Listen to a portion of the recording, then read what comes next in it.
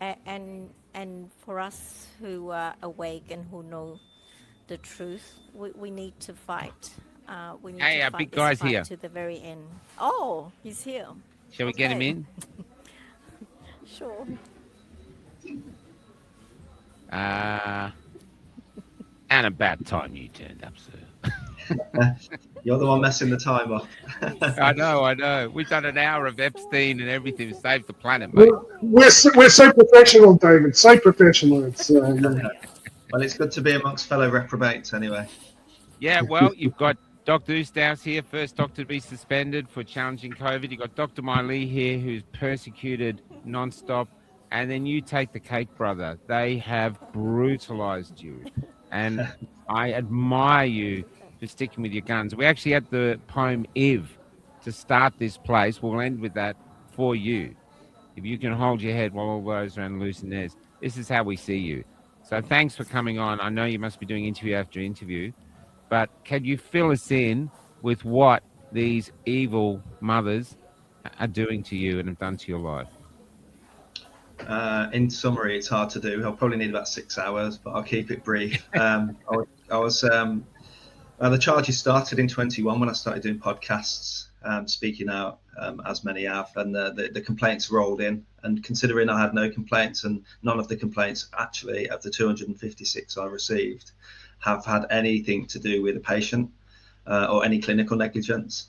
So no, long and short of it, over 3 years, I'm accumulating these 256 complaints, of which only 5 are founded and the rest are thrown out. But you have to still spend time, responding to them, and it takes a lot of time, even the do no actions. But yeah, so anyway, I was found guilty. I'll cut a very long story short. Basically, 3 doctors on Twitter that I disagreed with, one of which was a very prominent leader of trolls, and it's very difficult because unless you're on Twitter, you can't explain how absolutely outrageous it is that I've been found guilty of harassment of the biggest troll. He's just been kicked out of the Irish Medical Council for being, well, they expressed grave concerns about his credibility, put it that way, and he was the only witness. He's going around snitching on all the doctors in the Irish Council. So anyway, I've been found guilty of harassing him. I'll give you an example, and I just read this out on the previous interview. I'm going to give you an example. This is an obstetrician who was anonymised, so I'm only going to call her Dr. A. The GMC gave them all anonymity orders, and I was given public. Everything I said was public, and everything they said was private. Even their names were anonymised. So this is what I was guilty of. Now you've got to remember, some of these tweets were from, in fact, 80% were from private Telegram groups. So how this doctor had access to my private WhatsApp group, I don't know, but you get the gist of this. Is the worst examples. This is in the MPTS determination on pages 17 to 19. Please read it. Please ask yourself as you read it, where's Dave Cartland's side of the story? Where are his witnesses? Where's his witness bundle? I actually say we've disqualified Dave's own witness bundle. But anyway, this is my harassment of a doctor. Me and this doctor have history.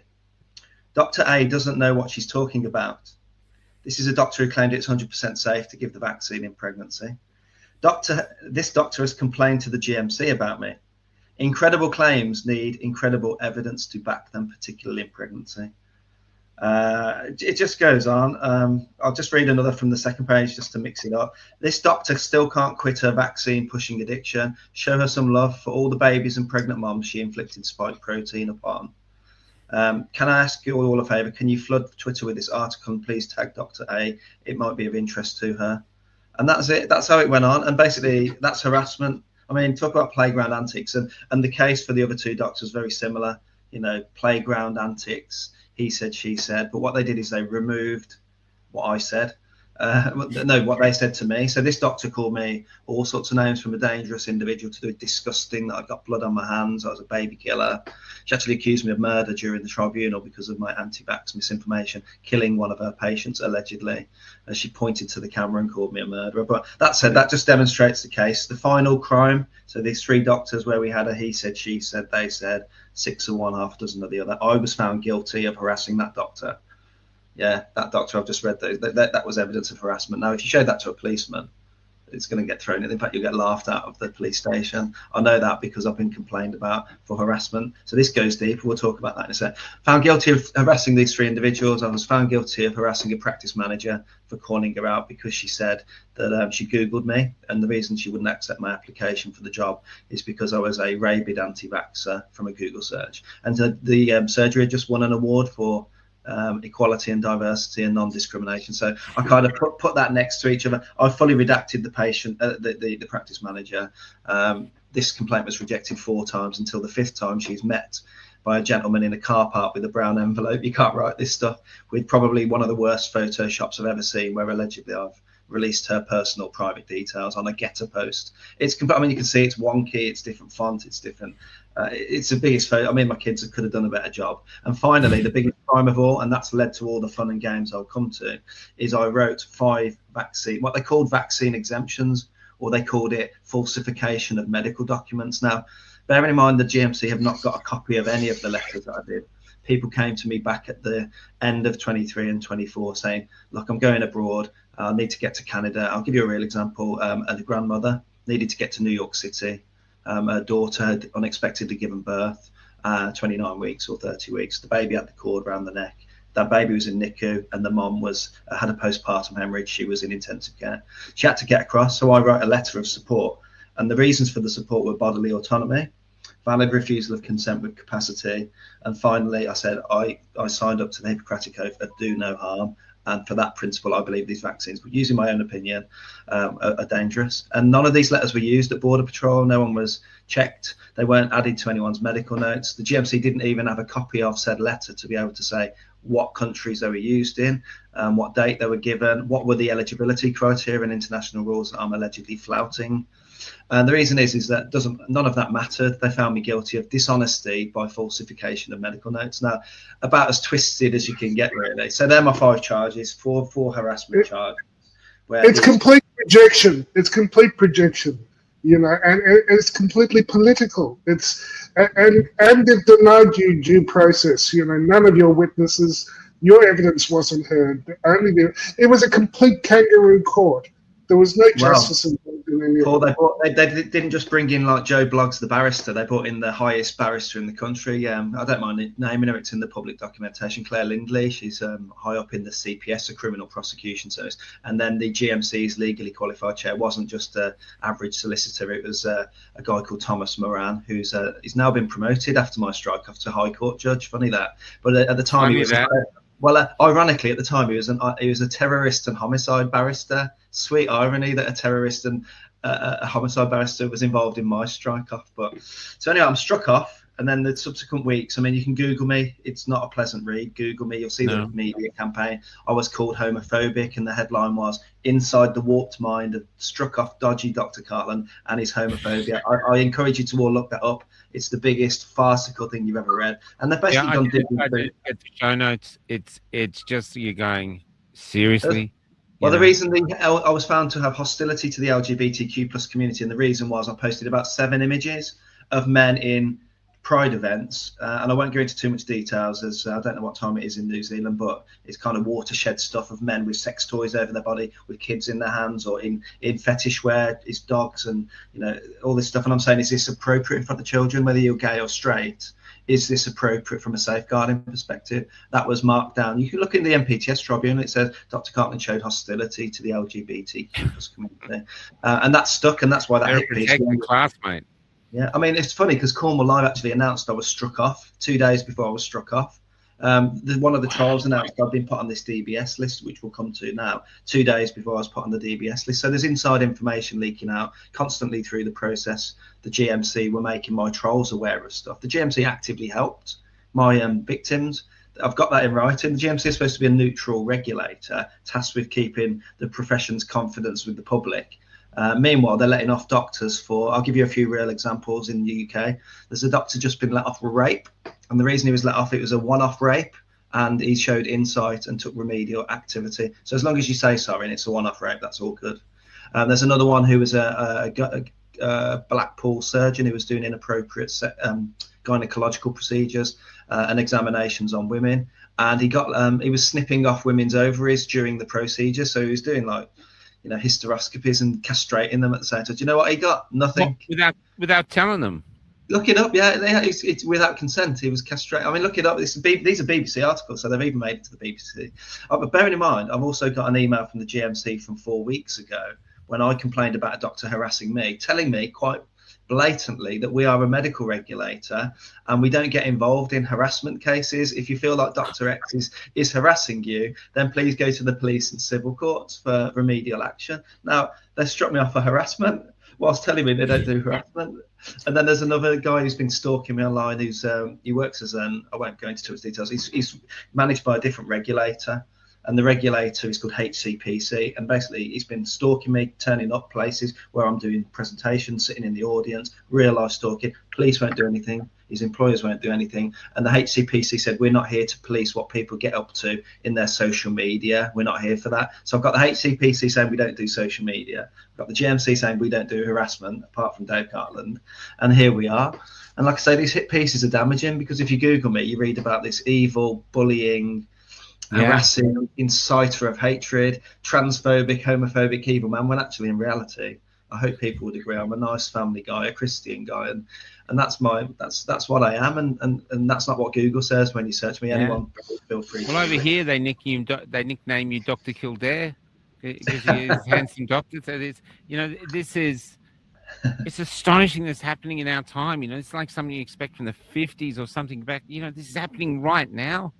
Yeah, well, the plot thickens, Michael. So obviously, time elapses. I took to my bed for about a month. You get a month to appeal. They said, well, and I just paid 80 grand for my barrister to absolutely. I won't say anything too bad, but he didn't. Well, I struck off, so he didn't win. So anyway, after feeling the financial pinch of 80 grand, then the judge was saying you've got 1 month to appeal to the same people. So you're just speaking to the same brick wall. It's gonna be about 22 grand plus VAT. And if you lose, you pay the GMC's costs. Now, these two idiots were on 6 grand a piece a day. And I mean, we were in and out of adjournments. This went on for 6 weeks. They couldn't make a decision without adjourning.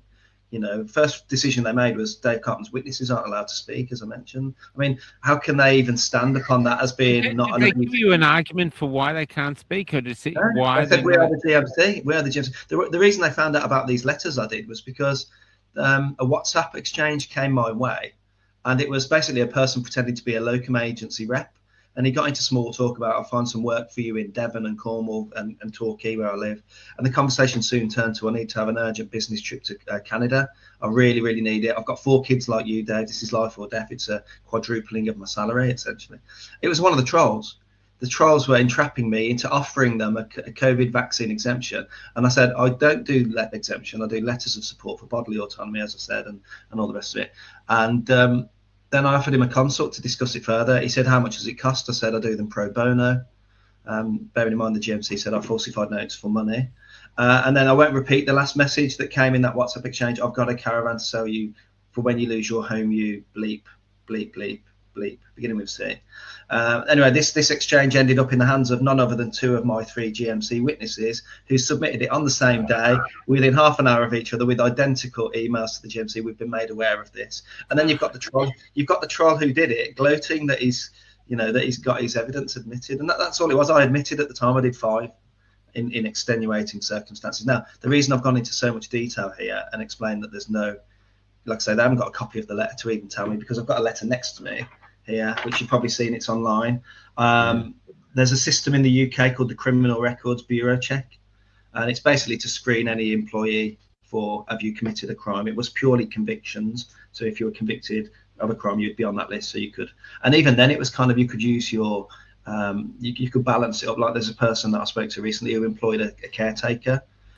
He was on the DBS list for coke when he was younger, but he still employed him as a caretaker in his 50s. So there's a little bit of, wiggle room. They've changed it now to a disclosure barring service. There's a story behind why they've changed it, but it just opens it out a little bit from criminals to people who have committed demonstrable harm to vulnerable adults or children. So they're the only 2 reasons you go on this list. It's a list for wrong'uns, perverts, pedos, criminals, and people who've harmed adults and children that are vulnerable. I'm on that list. Doctors have lived up to the Hippocratic Oath. Yeah, I've been placed on that list as of last week. We put in a wonderful rebuttal saying this is an abuse, a weaponization of something that has absolutely nothing to do with Dave Cartland's Twitter spats and his writing of 5 letters. And I'll quickly read this because this is the darkest bit now, and you've got to remember what they're saying here. This is the section on page 6. It's public. I posted it. And it's about, the reason I'm on this list is because of the vaccine exemption certificates that weren't vaccine exemption certificates. Right, here we go. Our concerns in relation to your conduct are not impacted by the age of those in your care. If you were to work or volunteer in regulated activity or volunteer with children, you may similarly consider it acceptable to act in a way which you see fit yourself and aligns with your own ideas, beliefs, or is intentionally harmful irrespective of the impact on those who may be reliant on you. You may consider it acceptable to falsify documentation and be of the belief that you are entitled to ignore and flout policies and protocols and fail to consider your professional obligations in doing so. Furthermore, you may, another may supposition, actively go against the advice given to you, and overall it is considered that your conduct poses a considerable safeguarding risk if you were to continue to work or volunteer in regulated activity with children. We are therefore satisfied it is wholly appropriate to include you in the children's barred list. So it's basically for it's the crime egregious. It's egregious. I mean, it's such an overstep. It's such nonsense that, you know, I'm sure that a lot of people around the world are rallying to your side. My concern, David, is do we have a court system that cares about justice, truth, procedural fairness, or any of that? I mean, you know, the public get it. The public can see it, at least the ones that aren't fed on the diet of BBC propaganda slop. They understand. From my point of view, you've stood up to all those principles of the Lighthouse Declaration, you know, informed consent, bodily autonomy, and you were engaged in scientific spat on X around the.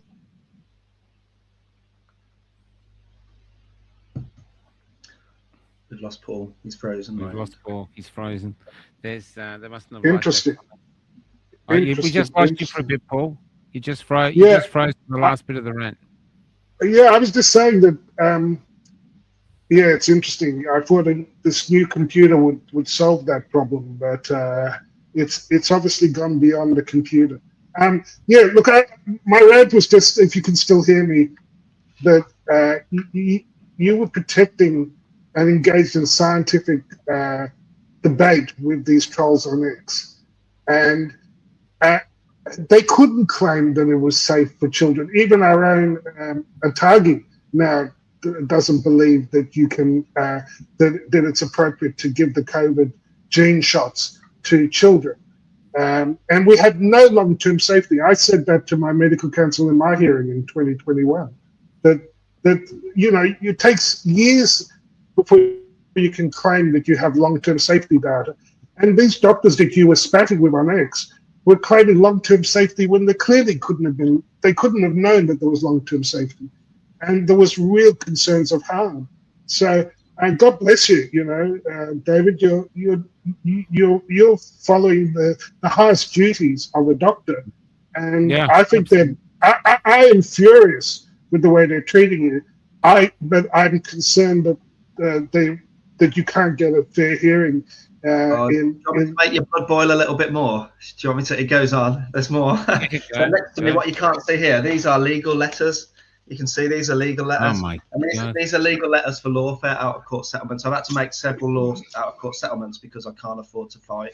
You know, so I can't go into any detail because I've been effectively silenced on these cases. But I've had to settle out. So every time I've got a bit of money together to do a judicial review, for example, somebody swoops in and liberates me of the crowd fund. So I've not been able to. So the next thing after my appeal was I could do a judicial review, but you need 50 grand to start the ball rolling. And just as you mentioned, Paul, you've got to trust the judiciary. Now, the reason I settled out of court with these guys, not only the expense, but I didn't trust the judiciary, having been through. Yeah, well, would you?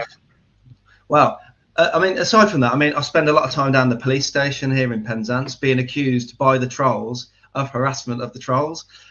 Just a really surreal interview I had under caution 3 weeks ago, where they came around my house on a Friday evening. I took the kids swimming, and they were outside the car in an unmarked car. So I'm always a bit twitchy now with these trolls now physically stalking me. Anyway, we got a knock on the door. Female cop comes in, sets my dogs off, my 2 kids, thinking, you know, daddy's being taken away by the police lady.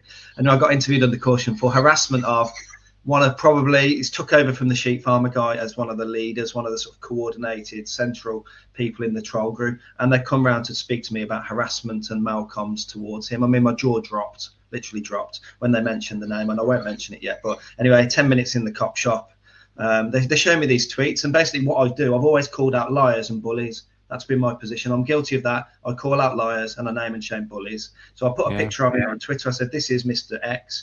He works in a dodgy Thai massage parlor in Pattaya. He's been posting about me 800 times. I don't know the guy. Why are you doing it? Does your wife know you stalk a man? Stuff like that. And the police were literally handing me these saying, did you write this? Did you write what, for what purpose? Anyway, I went in with a ream of A4, including death threats to other people. I won't repeat it again because I don't know what time it is your end, but there were X-rated. No, relax. Cafe locked out. You say what you want. Swear. Well, the one death threat was, I'm going to beat you around the head with a baseball bat until your brains come out your effing ears, or words to that effect. Now I'm reading these out and I'm saying he just doesn't do it to me, he does it to other people. Long and short of it was they NFA'd it, not for action. Rather than spin it around and go after him and say this is a vexatious, malicious police report, they just said, well, we've got no jurisdiction in Thailand. So all these trials, I mean, I've got one in Canada. I've got the coppers that put Belfield away. They're over in Costa Rica claiming that I'm harassing them. I've got 1,700 posts about me from these characters, and they're going to the police saying I'm harassing them. This is what they did. The whole GMC thing was an inversion of the truth. Now, I've had phone calls from anonymous tip-offs to child services, Bernardo's and Cornwall Children's Services, saying we had an anonymous call. I was working at a surgery before I was struck off. They received 2 anonymous male phone callers on the last day. I've been running this practice for 6 weeks. They get a phone call saying Dave Cartland's a wrong gun. And I've been really open and honest with these guys about the whole tribunal. It was going on at the same time as me working there. And they let me go on the evening after being there for 6 weeks. That was a real kick in the teeth because they knew what was going on. And because they were threatened with journalists and CQC reports, care quality commissions, and they bottled it and let me go via email, not even had the balls to phone call. Police reports. I mean, I've asked for an FOI today for the police. How many reports have you had about me? I think it's upwards of 50 plus now. None of them ever get any action. None of them get any action. The GMC was 256 complaints. Like I say, child services. The FA said they've had to close their bloody social media down because they're getting so many complaints about me. So I'm being tagged Cornwall FA. I've got a complaint at the moment. You'll like this. One of my stalkers approached me to interview him, the guy from Canada. And I said, leave me alone, you chunky ginger loner. Because what he's been doing, he's been creating images of me, big fat belly, big fat face, using AI to make me look obese. So I said, leave me alone, you chunky ginger loner. It auto-corrected the word chunky to chinky. So they've got me under kick racism out of football because I called a white man with ginger hair a chinky ginger loner. I mean, you can't write this stuff. I had to spend Sunday afternoon. I mean, this is what they're doing, microscoping. How would you call a white man a chinky? It doesn't work. It doesn't make sense. But this is the degree that they're microscoping every single syllable I publicise on X. So you have to be ultra careful. And then, like I say, this DBS thing, I forgot to say football. I referee as a footballer. Football referee. It's my joy, it's my passion, it's minimum wage, in fact less than minimum wage. I go and I stand on the football pitch in the wind and rain of Cornwall, getting swore at by a bunch of pub players essentially. I'm going up a few levels, so it's getting slightly better standard now. I've done 61 matches this season. I've been promoted. Wow. The Cornwall FA couldn't promote my promotion because they were worried about the trolls, because the trolls were trying to get me sacked. And on the other hand, they're promoting me for doing well. So they completely avoided naming me. Anyway, I've received, as a consequence of being put on the pedo list, I've been put on the I've been suspended from all football related activity. So get what the impact of this is. I can't referee, I can't run the line, I can't coach, I can't do any administrative activity. I can't play. I had to ring up a team I've just signed up for some exercise on a Wednesday and tell the manager, I'm really sorry, I can't make my debut. I've been put on this criminal list. And finally, I had to seek clarification that I was even allowed to take my son to his under-9s football match on Sunday to watch him play. And I had to clarify that because they sent me an email saying all football-related activities, you're allowed to take your child to and from football fixtures. So that to me suggested that I couldn't stick around and watch the game. Yeah. So I had to seek clarification from the FA that I'm allowed to watch my 9-year-old son play football. And he actually scored yesterday, which is good, got man of the match. So I managed to get permission to watch my son play football. This is what's going on in the UK, guys. This is about as dystopian, Orwellian, totalitarian, overreach. Yeah, we're watching the UK like a living nightmare, and it's coming here. We're planning the next. We're looking at Florida probably, or somewhere similar. People are getting political asylum now, so I'm looking at that really to get out. How about Russia? We've got people in Australia who are moving to Russia for freedom. So they've got freedom of speech. They don't even speak Russian. They have no Russian heritage, but they're going there to be free. Who thought that when we were kids would ever happen? Well, we had a case last week of a lady being convicted for silent prayer outside an abortion clinic. Yeah. Tells you all you need to know. Silent prayer. Now, in some days, we're having the same judge ruling Twitter spats and Twitter offences as criminal and convicting. There was a lady called Lucy Connolly was put in prison for 2.5 years for saying burn the hotels down with all the immigrants. And she removed it. She removed it after an hour. After she took a dog a walk and she thought better of it, removed it. 2-year prison sentence. And the same judge is letting off or suspending sentences of paedophiles on the on the other hand. This is what we've got now. It's almost like they're trying to goad us into civil action now, into civil unrest. That's what Paul was saying before he came on. That's what Paul was saying. They're trying to goad us. Come on, what you going to do? Because it's. And I interviewed. I was talking to this woman in an op shop because I'm living on the road in the bus, going town to town, interviewing people, and most people are too terrified to talk now. But she said, I've never been racist, but this government is making me racist. She was in her 70s. She said, it's so unfair, the things that are happening. And if basically a white person speaks about it, I'm sorry, but that's true. Bang, you're cancelled, you're racist, you're this. It's insane. And it's happening all around us. Then we've got the Epstein files, which we're talking about before we get on. We won't have to talk about them now. But that's like a depravity of a level we can't even conceive. And those people are walking around, no problem at all. And here you are, basically being pummeled. It's almost like they're trying to get you to top yourself, Yeah, I think that's their end game, to be honest. I've kind of concluded that's what they're doing to Miley. I mean, Miley's a criminal for saving someone's life, aren't you? Yeah, I know. How dare she? How dare she save someone's life? The chief witness said their chief witness said, yeah, she saved the woman's life. You're thinking, well, why is she on trial? She's a doctor. She saved someone's life. Hello. It's not about fairness. It's not about sense. It's about control and power. And you've challenged them, and they're going to destroy you. I mean, I think they want to destroy you publicly so that every other doctor in the UK goes, you don't want to go the Cartland route. Just shut up. And you know what I mean? It's like that. But I think it's incredible what you're doing. The General Medical Council, though, is there. Yeah. It's a charity regulator. So it's a charity, firstly, and it's supposed to regulate the profession in terms of public confidence. That's what they keep saying. Their strapline is always, we're here to maintain the public confidence in the profession. Now, they didn't just erase me like the normal way. They erased me immediately. Immediate erasure. Now, you've got to do some serious shit to be getting erased immediately. Surely. Yeah. Anyway, nonetheless, like I say, here's a funny one. Witness statements. So I had 340, character references from neighbours, friends, ex-colleagues, all sorts of people from across the spectrum, 340. Some of them were garnered from going on to X and saying, anyone wants to write a letter of support to the GMC, please do. The email's available on the website. Inundate them. I use that phrase, inundate them. So the GMC, when they're coming to consider the sanction and to whether to chop my head off or strike me off, whatever they were going to do, or hang me in the streets, then they decided to consider, should we use these as a mitigation? They came to the conclusion, this is the head of the CPS, we're not going to allow these to be read out or considered in passing judgment here because they were illegitimately sourced, because I said on Twitter, inundate them, and that the people who wrote these do not understand the particulars of the case. It doesn't bloody well matter if it was a murder, a petty theft, or a GMC regulated. You take it's a character reference, and this is how bad it got. They were literally not listening. There's a pile of 340 character witnesses, from MPs down to doctors to neighbours, or just Dave Cartman's a nice neighbour sort of stuff.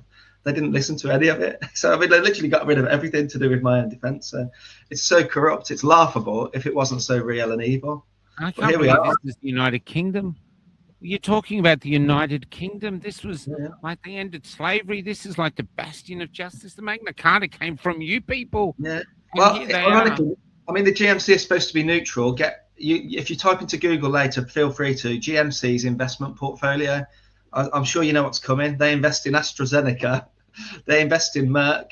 They invest in Coca-Cola and Nestle and various other pharmaceutical interests. Now, I didn't sign up to that when I pay my £50 subs that I don't pay anymore, but they're investing in big pharma. Is that not the biggest conflict of interest? Even some of the complainants have received money from, the industry. And so, there were conflicts of interest all over my case, and here we are. I'm not seeing patients today working in the National Health Service. By the way, there are so little doctors down here. We're so understaffed. I mean, I've even offered to work at a surgery that had no doctors for one particular day. And I got the email back saying, we'd rather have no doctor than have Dr. David Cartland work for us. Oh my God. We're going to towns here, major towns in the country, Doc, and they've got no doctor. And they secretly tell us, they go, there's no doctor in town. If you go to the doctor, they put you on a video call with a doctor 1,000 kilometers away. No, and this is like a town with say 10, 20,000 people. And it's not, we did a rant about it to find out this is common all across Australia. Yeah. And then they've got these doctors here who are, suspended or, Paul doesn't want to work there anymore, sitting there doing nothing. And people out there are suffering and dying and they don't care because the only doctors they want are the ones that'll do exactly what they're told and won't question anything. They just want drug pushing slaves, not doctors. Well, you got to remember, I've not been able to work in Cornwall for about 4 years, nearly now. It's coming up to 4 years. But for that last little job that I did just before, it's a bit of a saviour. I had to drive 3 hours away to get that job. But what the GMC did at the start, bearing in mind, this is at the accusation stage. So Joe blogs on the internet, writes into the GMC and says Dave Cartland's this, that and the other. So at the time, bearing in mind, no witness rebuttal, no comment from me. They wrote to me saying, we need to know your work details, where you work in and what surgeries and what hospitals. And if you don't, we're going to add that to the charge sheet. I was like, it's none of your business. But anyway, I kicked and screamed, but I still had to provide these details, a hospital and 6 surgeries. GMC write a letter, bearing in mind this was 4 years ago, saying, FYI, Dr. David Cartland, one of your locums, is being investigated, fitness to practice by the GMC for bullying, harassment, incitement of hatred and falsification of medical notes and dishonesty. If you've got any concerns about this doctor, please forward them on to the GMC for consideration. So not only were they bad-mouthing me to every surgery I worked at with no reason and no rebuttal from me, no comment, they also asked for actively fished, and they got some complaints out of the practices for that because I took a selfie in one of the rooms with my thumb up and a cup of coffee. That was one of the complaints. Dave Cartland's taking selfies in our clinical room. What? There was nothing in the background that was identified. So everything I did. And there's a law against that, is there? You're not supposed to. Dr. William Bay is suffering this. Dr. William Bay has 7 independent investigations into him now, even though he won his case. And he got one job in Hitchinbrook Island, and he got the same trolls attacking the place, saying you can't have this guy here, so they let him go. He is working now. Don't want to say where, but it's the same thing. Even though he beat them, they're still coming after him like crazy. Oh, they line them up.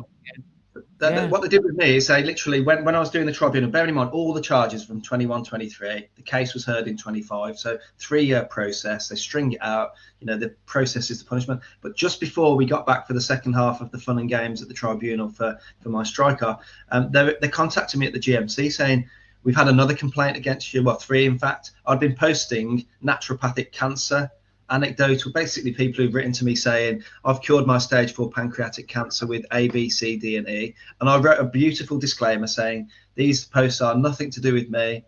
They are third-party naturopaths. They're curing cancer with this list of things are anecdotes. Please seek your own doctor's advice, in particular your oncologist. And they're ringing me up saying you're promoting cancer cures on Twitter. This is against the Cancer Act. So they were lining up the next set of batch of complaints for me if by some miracle I actually won. But David, what about William Macus? He speaking of cancer cures, he's been, as I understand it, he's been attacked mercilessly in the communist state of Canada, and has been given a registration in Florida, and is involved in research now. For ivermectin in cancer treatment. So maybe the answer, unfortunately, is that you have to get out of the occupied territory into a realm where a doctor who actually follows his duty, who tells the truth as he understands it, who defends his patients and provides, informed consent, where that's respected, because clearly it's not respected in Australia, it's not respected in the UK. Maybe that. I'm sure. I saw the messages under your post. A lot of people saying, "Come to Florida, come to the US." We want a doctor who understands his duty of care, and I think one of the reasons they attacked you so is because you've been effective, and a doctor who understands and lives up to his duty is a sore thumb for the other 99% of doctors who haven't stood up to their duty to do no harm. I think that's it. You should. I think why deal with this corrupt, contaminated, and sick system and society? Go somewhere where you'll not only be respected for fulfilling your duty. I was saying to Miley and Michael earlier that in many ways I think we've been honoured. I feel like it was such an honour that they came after me in 2021 for saying what I did. In many ways my life has been transformed, but for the better. For the better. I mean, even on a family note, my daughter 3-4 years ago, she hated me. She was hissing at me when I'd get near her, and it broke my heart. And it's all transformed now. She's living with me, and here this deplorable anti-vax cooker.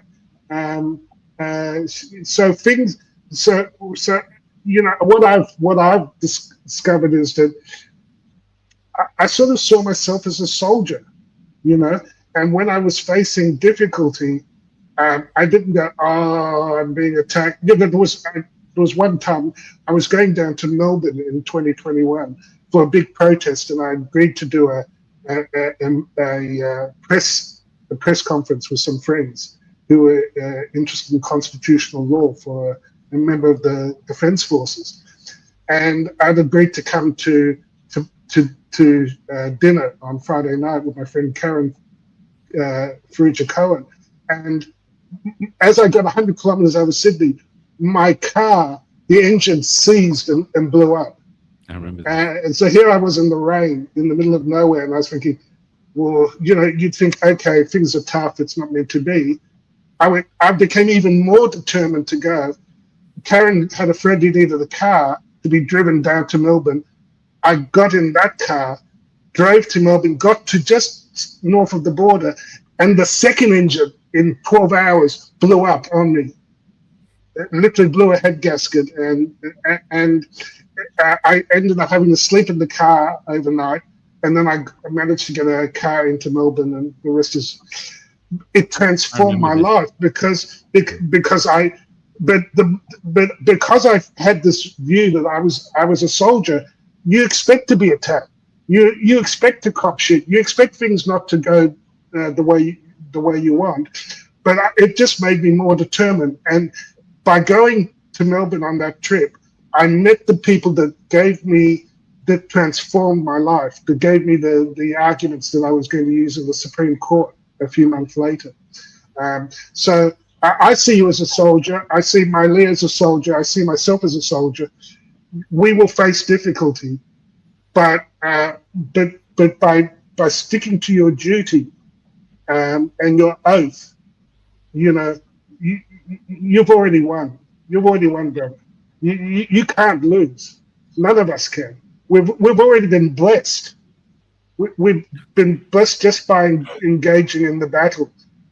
So don't worry about these setbacks. I don't know how it's going to work out for you, but I'm sure that it will, because we have the forces. The motivation is good. It's loving. It's protective.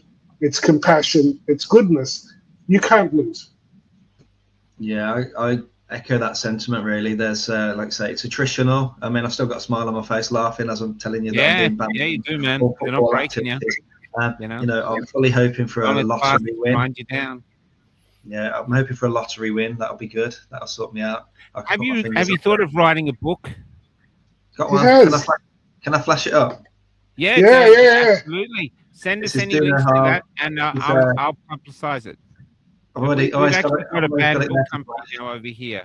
So send us the links. We'll get it up and going. There's people. 2 books. I got 2 books. Yeah. Do you want to see that one as well? Yeah, might as well. Yeah, go ahead. So when I was suffering from bad insomnia, I decided to get up at 3 o'clock in the morning and write some poems about. So one of my poems is called COVID Cultists. One's called Maskaholics Anonymous. And then there's Doctor's Despair, which the book's named after. So, and then there's a compendium of other people that were awake in the UK at the time that were sort of speaking. They wrote a bit of poetry. So that's quite an interesting one because it's like fingers up to the establishment. But yeah, going back to me, I mean, in terms of the reason I do this every day is, as well as my own patients and all the rest of it, is my grandkids. They're not born yet. But when they're born, I want them to look at, not the Google search of Dave Cartland, but I want them to read these books. I want them to watch these videos and interviews and say, you were a soldier in that war. What did you do to help me, Granddad? Hopefully I haven't been bumped off by then. Well, once someone said in here, that selfie you took, what about the nurses dancing? Well, the greatest pandemic in the world we've ever faced, and they're all getting up and doing rehearsed dancings and they're all doing it. That's not an issue. Hello? No. But if we're looking for fairness, we're not going to find it in these systems. We're not. As far as they're concerned, they want you gone or to use you to and the same with Miley, same with Dr. Paul. All the doctors we've interviewed over here have been put through hell. And I think it's not even just aimed as to them. It's to control all the other doctors. And what you really need is you need the other doctors to sit there and going, why am I a doctor? Is it just to make money? Or is it actually, do I believe in the Hippocratic Oath? And if you believe in the Hippocratic Oath, then now's the time to stand, because they can't get rid of all of you. But that's what they need to do. You're a beacon of hope, because you're literally standing by the Hippocratic Oath, and we benefit. We benefit. They've drafted it out at med schools. I mean, when I was one of the last people that stood up with my hand on my heart and said, it's an unusual statement, but the most important bit is first do no harm. And then it was opt in and opt out. So some people could sit down, some could stand up in the years after I graduated. But now it's completely phased out. So I mean, why would you phase out? Yeah, Dr. William Bay told us that they don't do it anymore, so no one's obligated to do it. And the public doesn't know that. But going back to the point you just made about prohibitive effect of, I mean, the amount of messages I get every day from nurses, doctors, paramedics, even in person, pat, well done, Dave, you spoke out, balls of steel, etc. But what they'll say is, when I ask them, because it makes me really angry, that group in the middle, the ones that are perpetually pushing the jabs, they can go to hell. You've got the people who have woke up from the beginning, and you've got the group in the middle that know exactly what's going on. Believe me, I speak to enough of them. And I say, well, why aren't you speaking out? And the original response was money, finances, pension, kids in private school, and that very quickly changed to, well, we've seen what they've done to you and every other doctor in the UK. There's not a doctor in the UK, but for Asim Malhotra, and they're coming after him as we speak, that spoke out. They struck off my good friend who's a forensic psychiatrist, Dan Armstrong, and if you read the BMJ, it says, Dr. Daniel Armstrong struck off for questioning the safety and efficacy of the COVID-19 vaccine. And then in my tribunal, they've told me my case is absolutely nothing to do with COVID-19. They said Dr. Cartland is entitled to his views, even if they're not in keeping with the consensus opinion. He's protected under freedom of speech. That doesn't help my friend who was struck off, or Mohammed Adil, who was struck off for voicing his genuinely held beliefs. What is this? No one owns the science. Science is always debate, as we all know. It's never, ever settled. And this I think they used to be. Well, science is now a religion. I wrote about it today, saying I actually believe, I know you're a Christian, I wrote a thing today saying I think COVID was an attack on God itself. And basically they were saying, look, this God has unleashed this pandemic upon us. It's the wrath. Maybe it's Armageddon. But it's okay because we've got the cure. Us mere mortals have created a vaccine that will protect you from God's wrath. And it's actually this attack on God. And all the churches over here, especially I was from Melbourne, all the churches were closed. But all the vaccination centres were open, and every morning the new mass would happen. They get on with the Premier and everyone else, oh, we lost this people last night, and we lost this people last night, pruned by this malicious God. But if you actually take our vaccine, roll up your sleeve, we'll protect you. And if you all take it, we'll all protect ourselves from God. That's what they were actually saying. They never said those words, but they did. Because one thing you notice, Doctor, you go back, any other natural disaster in history, the politicians always go, let's keep the family and the victims in our prayers. But with COVID, they never said that. They never mentioned God. I know it sounds a bizarre conspiracy. I'm not even a massive Christian. I'm just a believer now. But they never mentioned God. First time ever. And this is what it is. We're facing true evil, brother. We always think about God and the devil as like, outdated concepts, almost like fairy tales in the Bible. But what if it's real? What if we're facing pure evil? And this is why everyone can feel this is a spiritual war. And you're a spiritual warrior. It's an honor to have you on. We talked about this. It's an honor to have you on. You're a profound spiritual warrior, and your grandkids will know, because even if they fuck you over in the social media and the press will come in, the people will remember, and the people will tell you, yeah, you truly are, man. Yeah, you're known over here. When I said Dr. Cartland's coming on, everyone knows you. In Australia, mate, everyone knows you. That's good to know. Yeah. That's good to know. Yeah, it's true, man. You've got a global. One good thing about COVID in the last 5 years, and there was a lot of evil, but the good thing is that we have now a global movement of warriors that are opposing this, and we will win. We will win, and this will transform. And you're up there. You're up there. As one of our most effective warriors, and you shouldn't, don't lose heart, because like I said, things do transform, and I have very little doubt that these circumstances at the moment will transform. But in the short term, there is difficulty, and there are only a few times in our life where we look back and we look at our difficulty and it's sweet. Like when I described those two engines blowing up and all that hassle and difficulty, it's sweet. It's sweet because you realize that it made me who I was. So I don't regret a moment of what's happened in the last 5 years. And I'm sure this is going to transform for you too. What is the most skillful part? I don't know, but pray on it, and it will come. And you've got to know that we've got your back, brother. We've got your back. We will share your book. We will share your fundraising, and you'll land on your feet. I have little doubt. Well, I always get asked, "Paul, do you regret it? Would you do anything differently?" Yeah, probably. Sometimes the delivery was always, retaliating to trolls was never a wise move. But you poke the bear. I mean, I've just done an interview before this where they showed some of the awful images of me with a paedophile, Jimmy Savile, in bed with him, or as Hitler. There's a picture of me with Hitler's moustache and Ku Klux Klan, and I'm on the Epstein list apparently. I mean, this is what I have to put up with. But going back to why I got into this position in the first place, that's why I always think, why me? Why me? What did I do that got me this targeting? And I have to remember I've got really extreme views on certain things. My extreme views are as follows. I believe in medical ethics, including informed consent. I believe that lockdowns and masks are useless as according to evidence-based practice.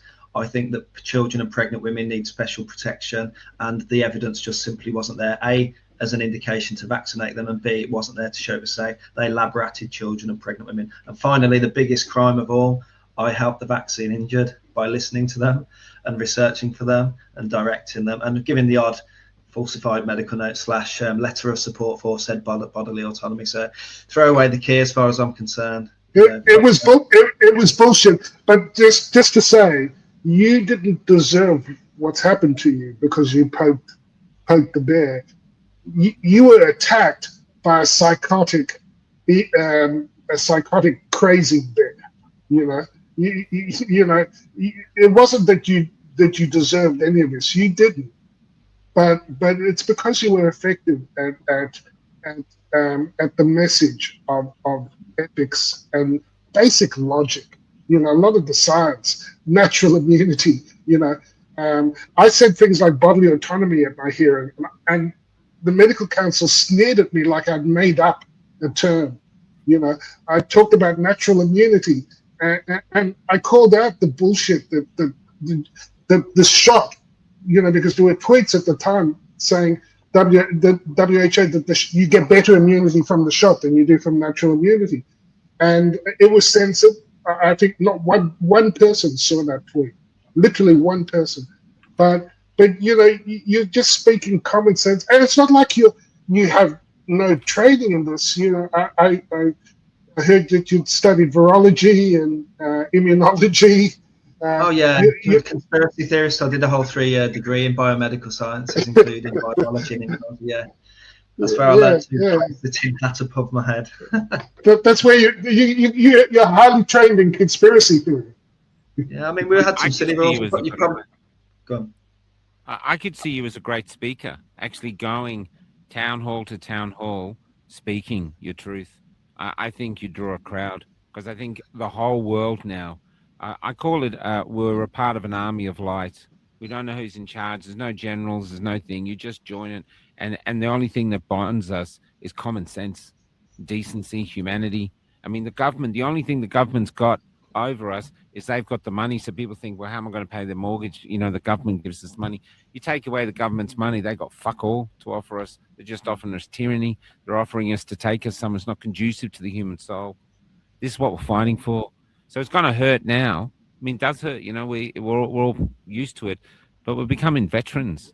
We're becoming veterans with this now, and that's what you are. But it's an army of light. I could see you touring America. They won't probably let you into Australia, to be honest. They won't let you in, but the people would flock to see you if they did, and that's probably why they won't let you in. This is what we're fighting. But I could see you. I mean, podcast is one thing, but I could see you on stage, and everything you're saying tonight. Show the images of what the troll's done. You show everything. You'd fire people up.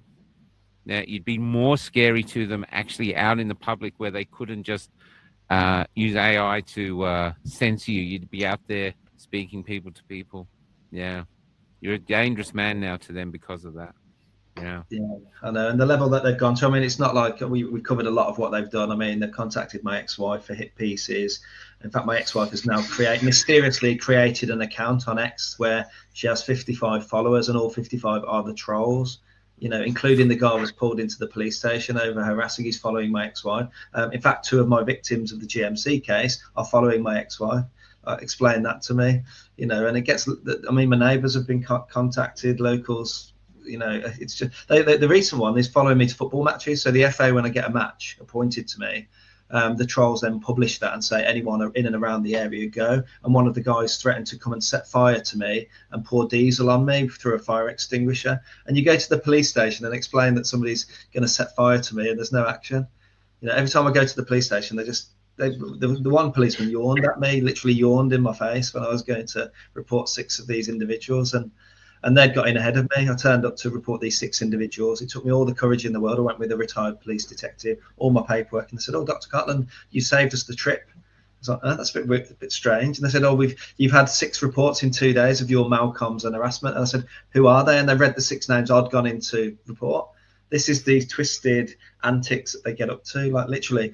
I'm now unemployable as it stands. So, by the way, anyone watching, if anyone's got a job for me, bearing in mind I'm a criminal list and I'm a disgraced bully, you know, just considering looking at the wider lens here, and it's difficult. The practical skills are, I mean, the practical issues are, I've got a mortgage, I've got 4 kids, I've got, you know, practical issues here as well as the legal costs. So, I applied over Christmas for some driving work. You know, I thought it'd be nice to just drive around Cornwall delivering stuff, Christmas presents like Santa Claus. And I apply for the jobs. And obviously they get the CV through from this guy who's got a first-class honours degree in biomedical science. He's got a master's in cardiovascular medicine. He's a published author and scientist, A&E trained GP, surgically trained in minor ops. And they look at it and they're like, well, why is he coming to Amazon for a driving job? So they Google me. And like I say, if you want to have some fun, Google me. And see if you're reading about the same person that's on this podcast and what Google tells you. So it's really the DBS the DBS listing means I would not be able to travel internationally. One of the first things they do is check that the person coming into the country isn't on the criminal list, and I'm on the criminal list, having committed no crime. Get your head around that. Jeez. It's Somebody egregious. signed off on that decision. Somebody has signed off on this letter, and do you know what? Do you know what they sign these letters as? There's no signature. It just says Operations Director. There's no signature on any of these letters. I get no one's putting the name to it. So who do you sue? Where does the book stop in this DBS listing? The operation. My Lee's doing the same. You know, one of the complaints against her was a prescription that she wrote for her brother. You know, and she proved it, and there's no conviction. Why aren't the people who are providing? Why aren't they providing this basically scored them out in fraud? Why aren't they arrested? Why aren't they charged? Why aren't they deregistered as their doctors? But no, it's literally a protected class. Well, the funny thing is, Michael, that the two charges I've been found guilty of, harassment and falsifying medical notes, they're both criminal offences. I think I mentioned earlier that I've got an email from the GMC saying we don't do harassment. It's police or it's civil. Yet here I am. And so if I'd committed harassment that was punishable by law, and the rule that they use is beyond all reasonable doubt for criminal and balance of probabilities in civil, they wouldn't put it in front of police because, I mean, I've just read out some of those pathetic playground comments that were made in private, and they were using private Telegram messages that she somehow got hold of. It's about, you know, as private as me having a chat with my wife in the living room, you know, but they were using it against me. I called her an evil witch once. I stand by that comment, and then privately, I called her an evil witch because I consider somebody who stands there and says it's 100% safe in pregnancy to give the COVID-19 vaccine, actively recruiting people to their clinic. I called her an evil witch privately. That was publicised by the GMC. He called an obstetrician an evil witch. Yes, I did. I believe she's an evil witch. So what? So what? So what have you did? So what have you did? You know, who gives a shit? You know? Get offended, big deal. One-off rapes are okay, apparently, according to the very same GMC. Castrating women is okay, according to the GMC. We've had there's 35 sex offenders actively working as doctors in the UK at the moment with no restrictions. There's a gentleman who, with his husband, committed a sex act on a train. 3 stops along, he went doing this act. I won't describe it in any more detail other than to say it was highly public. He's been given a 3-month suspension because he apologised and, you know, showed insight. That's the key there, insight. So because I didn't show insight and admit to being this vile abuser and that I did falsify medical notes when I actually didn't, then that's what they held against me. This doctor is unfixable. He's dishonest. And they said my dishonesty was such that it was irremediable. You couldn't fix me. They said I wrote an apology at the very end, last knockings at the end. I wrote an apology as advised by my colleagues, just show some insight, apologise. So I wrote this kind of begging apology, and they said it was not what was it? They didn't believe it to be anything other than a last-minute attempt to get off the hook. They questioned it. That was it. They questioned the authenticity of his apology. Yeah. They've asked me to apologise. I've apologised, and then they've questioned the authenticity of said apology. Just get your head around that. You remind me of Enoch Burke, the Irish teacher who keeps going back to jail because he refuses to use pronouns. To use pronouns. He spent like 500 days in jail or something. You know, it's Michael, when they use the term lacking insight to a doctor, it's one of the worst things you can say, you know, because it's like saying you just don't understand, you just don't get it. The irony is that the people accusing you of that, they're the ones who are truly lacking in insight. This is what I mean. It's a topsy-turvy world where everything is the opposite. They're confessing, but it's confession by projection. And unfortunately, they're projecting all of their faults on you. That's the irony. That it really is, we're an upside-down world. But that's the worst thing you can say to a doctor. You don't have insight. And, you know, if I had a trainee and I said, you know, they just didn't know how to do it, anesthesia or resuscitation, and they lack the insight, that would be the worst thing you say. And that's not the case here. It's completely topsy-turvy, upside-down world. What's that? Stranger Things, I think I wrote in my tweet. This is a Stranger Thing world where up is down, left is right, and, you know, it's ridiculous. And time will show this for sure. I'm just seeing some messages popping up asking me if I can weld and things to that effect. Yeah, I mean, yeah, one thing I'd say on that, he's one thing I would say is that when you become a doctor, you gear your entire life, as people who are doctors here would know. From in nursery school, I was the one with the stethoscope, ironically with the syringe, giving it to the other children.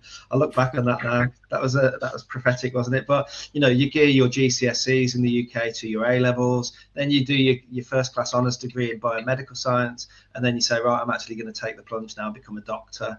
And it takes, like I say, I've been 17, 18 years. It will be this year that I'd have been a doctor. 10 years it took me to train. I did the long route with a degree, master's, and an undergraduate medical degree. And to have it taken away, the point I'm making is that it's like an actor that's been doing horror movies all his career, suddenly taking a comedy role. It doesn't work, does it? Same thing here. I don't know how to do anything else. The only other thing I knew how to do was referee football matches as an ex-player, and to do that, and that's been taken away. You know, and now with this DBS list, it literally is unemployable. You can't get you have great talent, David. This is what I mean. You can't see where this is leading, but it's pushing you into your destiny. And I remember when I made the decision to walk away from medicine for the first month, it seemed inconceivable to me. What could I possibly do with my life? That's all I've ever known. And yet my life has been transformed, and I still don't know what my path is. But all I can say is it's been a blessing. It's been a blessing, and I don't regret one moment of it. Fighting this fight, being a soldier for truth and ethics and honesty and protecting.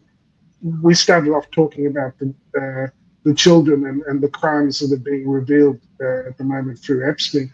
But this is the highest calling that any of us can have, and that's why I said to Miley earlier, and that it's a blessing.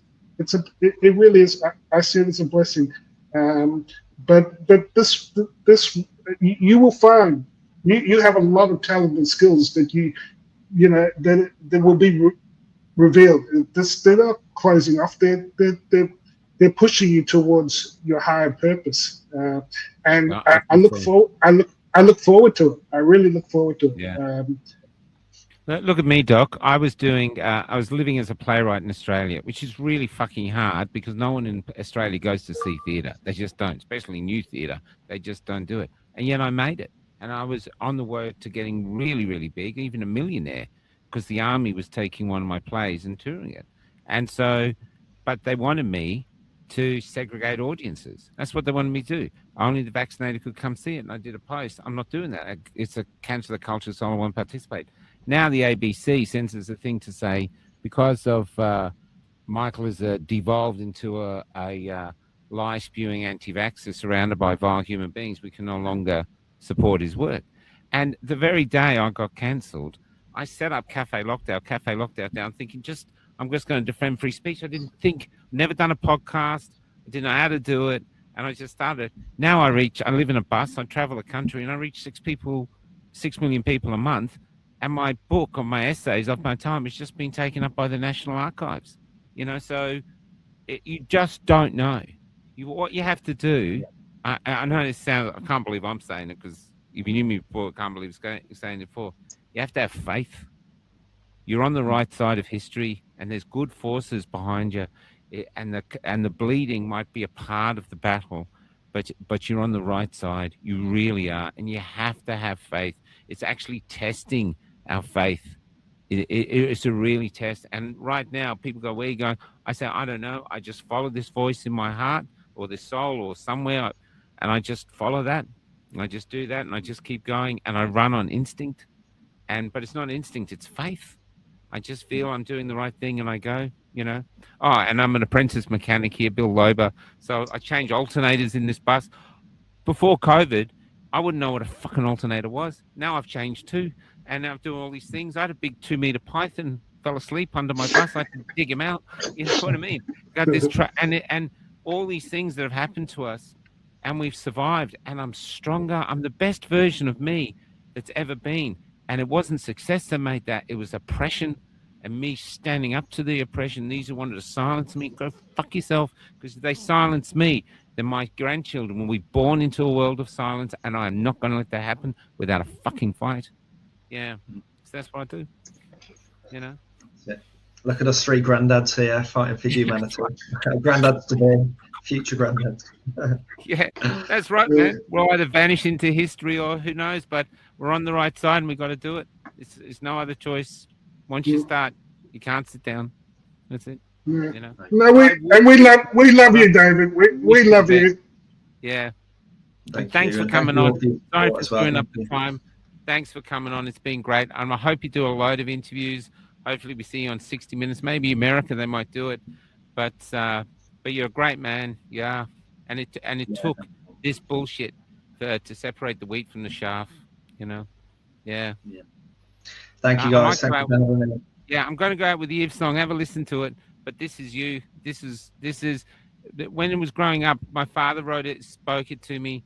And I remember thinking, what's it really mean? Now, in this era now, I know exactly what it means. And it's a profound poem. And you're a hero of it. That's it. Good luck. Thanks. Guys, message from Miley. Hold on. Miley, you are a great doctor and we love you. Thanks for standing up for what right we have. We wake up many people in the UK and around the world. She's in McDonald's at the moment. We're telling her, don't eat the Happy Meals. Don't eat the Happy Meals. They're not happy. Yeah. All right. What's in those burgers? Hey? Oh, where do they follow Dave? Oh, we'll put all the links in the show notes. You know, get on Twitter, Dr. Cartland. Get on there, Dr. Cartland there. That's probably the best. And if you can, if you find the time, send us an email. Send us all the links for your book and stuff. We've got a banned book company now. Books are selling, and we'll put it there, and we'll just send you the orders as they come through. We'll help it any way we can. Okay. I'll pass all that on to you. Thank you ever so much, guys, for having me. Speak soon. God bless you. Take care. Stay strong, brother. See ya. Thank you. This is Iv with John Hurt. If you can keep your head. Paul, you are sensational tonight, mate. Sensational you were, brother. Thank you. Good night.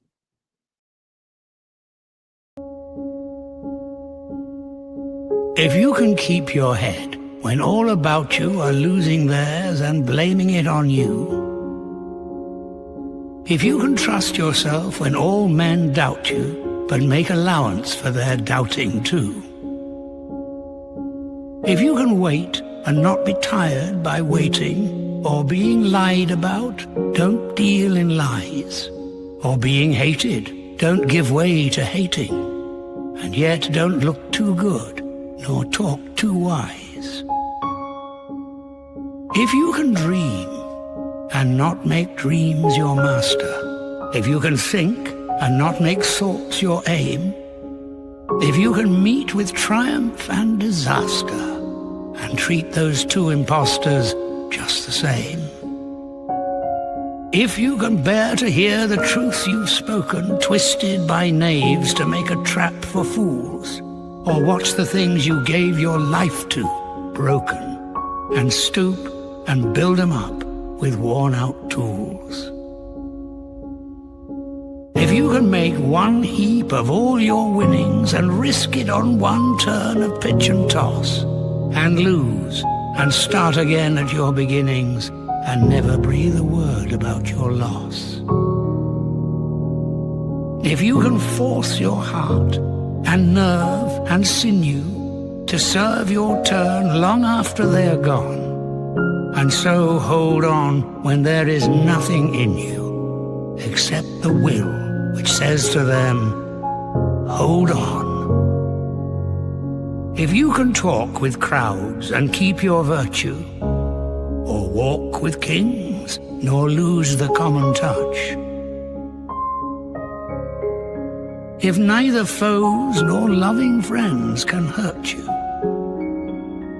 if all men count with you, but none too much, if you can fill the unforgiving minute with 60 seconds worth of distance run, yours is the earth and everything that's in it. And which is more, you'll be a man, my son.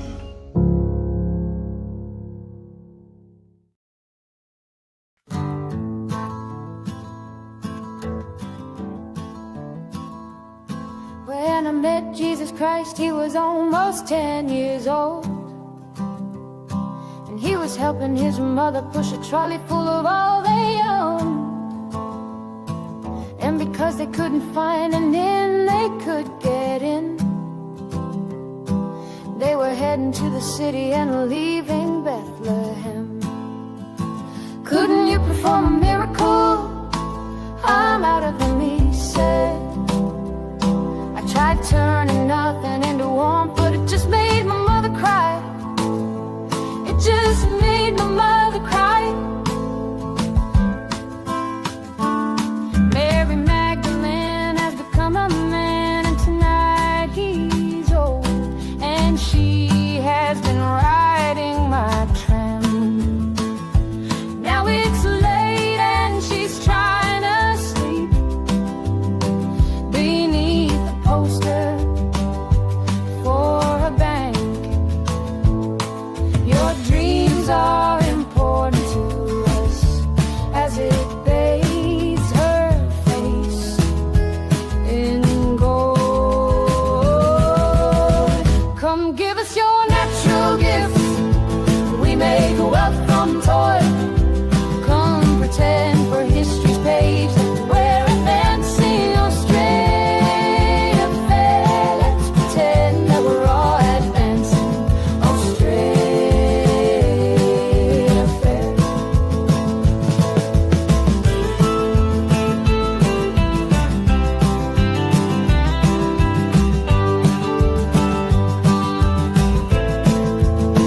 Back down the road I found the church we built on the black man's bones was empty, and out the front a sign read all but sold. A sign read all but sold. And we all owe so much money, but to whom we're not quite sure. So head down, we just keep running along our fading golden shores.